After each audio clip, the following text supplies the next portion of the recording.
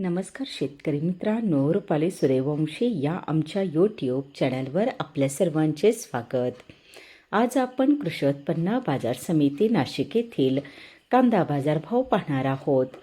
जे शेतकरी मित्र आमच्या चॅनलवर नवीन असतील त्यांनी प्रथम चॅनलला सबस्क्राईब करून सपोर्ट करावा. नाशिक येथे उन्हाळी कांद्याची आवक 3,585 क्विंटलची झाली होती.